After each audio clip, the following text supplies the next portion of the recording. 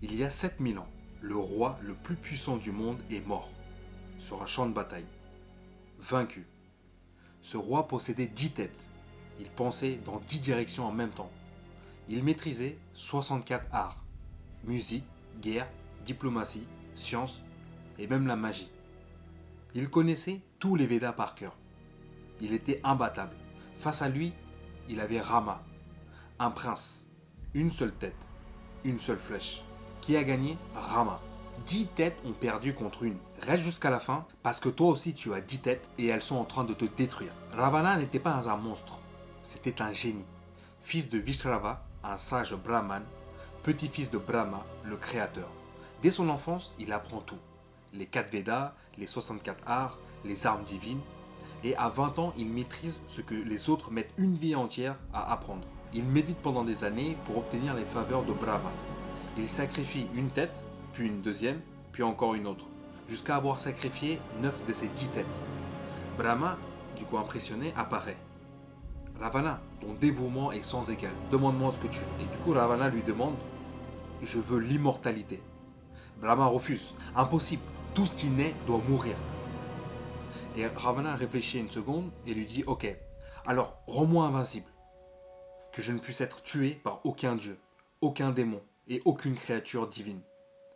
Brahma du coup finit par accepter et il lui fait quelque chose d'inattendu, il lui redonne ses 9 têtes perdues. Ravana se lève, du coup il a encore ses 10 têtes, chacune peut penser indépendamment, chacune connaît un Veda différent, chacune maîtrise un art différent, il a maintenant 10 cerveaux, il devient surhumain. Il conquiert des royaumes en simultané, il mène 10 batailles en même temps, il lit 10 manuscrits en parallèle et il compose de la musique tout en planifiant des guerres. En quelques années, il devient le roi le plus puissant du monde. Mais c'est là que tout a commencé à se fissurer. Le problème, c'est que Ravana a 10 têtes, mais il n'a qu'un seul corps. Et donc, la tête numéro 1 elle veut conquérir le nord, tandis que la tête numéro 2 veut négocier l'ouest, la tête numéro 3 va attaquer le sud, et la tête numéro 4 elle veut composer une symphonie. La tête numéro 5 elle veut méditer, la 6 festoyer, la 7 elle veut étudier les Védas, la 8 elle veut séduire, etc., etc. Il a 10 priorités dans 10 directions différentes, mais zéro focus. Il est clair que Ravana devient invincible, mais ingérable. Il donne 10 ordres différents. Ses généraux ne savent plus qui écouter, il commence 10 projets et n'en finit aucun. Il promet 10 choses, mais n'en tient aucune. Et un jour, il voit Sita, la femme du prince Rama. La tête numéro 1 dit, elle est belle, je la veux. La 2 dit, c'est dangereux Rama, et puissant. La tête numéro 3 dit, on s'en fout, on est invincible. La 4 dit, on réfléchit, c'est une mauvaise idée. La 5, fais-le, tu es roi, tu prends ce que tu veux. Il écoute quelle tête du coup? Eh bien la plus forte, la plus impulsive, la tête numéro 1, qui dit on kidnappe Sita. Et c'est ce qui se passe. Mais là, tout s'effondre. Rama vient récupérer sa femme, il arrive à Lanka avec une armée. Ravana regarde l'armée de Rama et ses 10 têtes analysent. La tête numéro 1 pense, ils sont 10 000 et nous 50 000, on gagne. La 2, Rama a des armes divines. C'est risqué. La tête numéro 3, on négocie. La tête numéro 4, non, on attaque. La 5, attendons qu'il se fatigue. La 6, envoyons nos meilleurs guerriers. Et qu'est-ce qui se passe? C'est que pendant que Ravana réfléchit, eh bien lui, Rama, il agit. La bataille dure des jours. Ravana perd ses généraux, ses frères tombent, ses fils meurent, et finalement, il ne reste plus que Ravana face à Rama. Ravana attaque avec ses 10 armes en même temps. Flèches, masses, lances, tout. 10 attaques simultanées. Rama, lui, il esquive, calme. Il bondit son arc, une seule flèche. Il la relâche, la flèche traverse les 10 têtes, d'un seul coup. Ravana tombe, le roi invincible, le génie aux 10 têtes, vaincu, par un homme à une seule tête. Ravana avait 10 têtes. Toi aussi. Regarde ton écran en ce moment. Combien d'onglets tu as d'ouverts? 10? 15? 30? Combien de projets tu as en cours? 5? 10? Combien de tâches maintenant dans ta to-do list? 47? Eh bien en fait tu es Ravana. 10 priorités, 10 directions, mais zéro focus. Et tu sais ce qui va t'arriver? Eh bien la même chose qu'à lui. Tu vas perdre. Pas parce que tu es faible, pas parce que tu manques de talent, mais parce que tu essaies de tout faire en même temps. Et le multitasking est une illusion. Maintenant, laisse-moi te dire quelque chose qui va te choquer. Le multitasking n'existe pas. Scientifiquement, neurologiquement et également biologiquement. C'est impossible. Ton cerveau ne peut pas faire deux choses en même temps. Lors d'une étude de l'université de Michigan, R. Miller, un neuroscientifique du MIT en 2008, dit que le cerveau humain ne peut pas traiter deux tâches complexes simultanément. C'est structurellement impossible. Et toi, ce que tu appelles multitasking, ça s'appelle en réalité, le task switching. Qu'est-ce que ça veut dire? C'est qu'en fait, ton cerveau bascule entre les tâches. Tâche A à tâche B, puis revient à la tâche A et ensuite repart à tâche B. C'est ultra rapide, mais jamais simultanément. Le problème, c'est qu'à chaque fois que tu switches, eh bien, tu payes un coût. Une étude de l'American Psychological Association en 2006 a montré que cela correspondait à moins 40% de productivité. C'est-à-dire qu'il te faut 23 minutes pour se concentrer après une interruption. 10 points de QI en moins quand tu es en mode multitasking. Tu m'as bien entendu, 10 points en moins lorsque tu fais plusieurs tâches en même temps. Ravana avait 10 têtes. Toi, tu as un cerveau. Et tu essaies de faire ce que même lui n'a pas pu faire. En réalité, il y a 3 types de multitasking. Mais les 3 te détruisent. Tu ne le sais peut-être pas, mais laisse-moi te le montrer. Le type numéro 1, c'est le projet switching. Tu as 8 projets en cours. Lundi matin, tu bosses sur le projet A, mardi sur le projet B, mercredi sur le projet C, et jeudi, tu reviens au projet A, mais tu as oublié où tu en étais. 6 mois passent, tu as commencé les 8 projets, mais tu en as fini aucun. Ravana, c'est pareil, il lançait 10 batailles en même temps. Et au final, il n'en a gagné aucune. Toi, tu lances 8 projets, mais tu n'en finis aucun. Et une chose que la plupart des personnes ont du mal à concevoir, c'est que 8 projets qui sont réalisés à 30 ou 40% ou même à 50%, c'est 0% de résultat. Alors qu'un seul projet uniquement réalisé à 100%, c'est déjà une victoire, une grande victoire. Maintenant, le deuxième type de multitasking qui te détruit, c'est l'attention switching. C'est quoi concrètement? Eh bien, tu bosses sur un projet important et là, ding, un email. Tu check, tu réponds, tu le reposes, tu reviens. Bzz, oh, Slack. Tu check, tu réponds, tu poses, tu reviens sur ton projet. Et là, encore une fois, ding, un SMS, tu check, tu réponds et c'est reparti.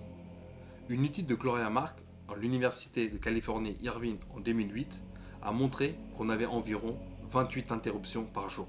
Tu as bien entendu, 28 interruptions. Donc, pour se concentrer après interruption, on a vu tout à l'heure qu'il nous fallait 23 minutes. Donc, 28 interruptions fois 23 minutes, ça fait 644 minutes de perdu. Soit 10h44 de perdu par jour. Tu travailles 8 heures, mais tu perds 10 heures. Fais le calcul. Le troisième type de multitasking qui te sabote, c'est le mental switching. C'est le multitasking le plus vicieux. Tu bosses sur un projet, mais dans ta tête, tu penses à 10 autres trucs. Il faut que je réponde à ce client. J'ai oublié d'envoyer ce mail. Merde, la réunion de 15 heures. Il faut que j'appelle ma mère. J'ai faim, etc. Ton corps est sur le projet A, mais ton cerveau, lui, est sur 10 projets en parallèle. Résultat, fatigue décisionnelle. À midi déjà, tu es épuisé. Pas parce que tu as beaucoup travaillé, mais juste parce que ton cerveau, il a switché 300 fois en quelques heures. Ravana, lui, avait 10 cerveaux. Il est quand même mort épuisé. Toi, tu as un seul cerveau et tu te tortures. Rama avait une seule tête, mais il a gagné. Pourquoi? Parce qu'il ne faisait qu'une seule chose à la fois. Quand il méditait, il méditait. Quand il s'entraînait, il s'entraînait. Quand il combattait, il combattait. Il n'avait pas de distraction, pas de switch, pas de chaos. Le jour de la bataille finale, Rama a tiré une seule flèche. 100% sur une seule chose, c'est bien supérieur à 10% sur 10 choses différentes. Ravana avait 10 têtes. Rama, lui, avait un focus. Et le focus a gagné. Maintenant, comment tu passes de Ravana à Rama? Comment tu tues tes 9 têtes inutiles? Voici la règle. La règle de l'une. Une tâche, une heure, un projet. Demain matin, par exemple, quand tu te réveilles, tu choisis une chose. Pas 3, pas 5, non, une seule. La plus importante. Celle que, si tu l'as finie aujourd'hui, elle rend tout le reste facile ou même inutile. Tu la sais. Et lorsque tu vas t'y mettre, lorsque tu vas la faire, tu vas le faire sans checker ton téléphone, sans ouvrir tes emails, sans répondre à Slack. Pas de monotasking absolu, que ce soit sur ton portable, iPad ou téléphone. Tu restes focus que sur un seul outil de travail. 2 heures, c'est tout. 2 heures de focus, je peux te garantir que ça va être bien supérieur à 8 heures de chaos. Rama, n'oublie pas à tirer une flèche. Toi, demain, tu fais une seule tâche et c'est tout. Maintenant, laisse-moi te raconter la fin de l'histoire.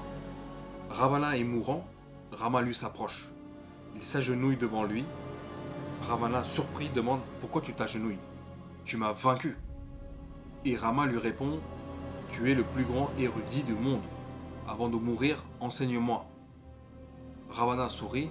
Pour la première fois depuis des années, il dit: j'ai tout appris, j'ai tout maîtrisé, tout conquis, mais je n'ai jamais appris à choisir.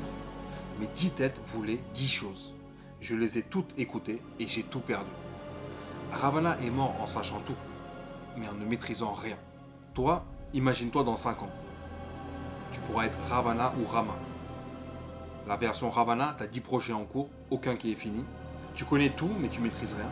Tu es occupé, mais pas productif. Et dans 5 ans, tu es au même point. Par contre, la version Rama, eh bien, tu as un seul projet à la fois. Tu finis à chaque fois avant de commencer l'autre. Tu as un seul focus laser. Et dans 5 ans, tu as construit un empire. La différence, un seul choix uniquement. Ravana n'a jamais su dire non. Rama, lui, n'a jamais dit oui à tout. À ton tour de choisir. Avant de partir, une question. Si demain tu ne pouvais faire qu'une seule chose, ça serait quoi?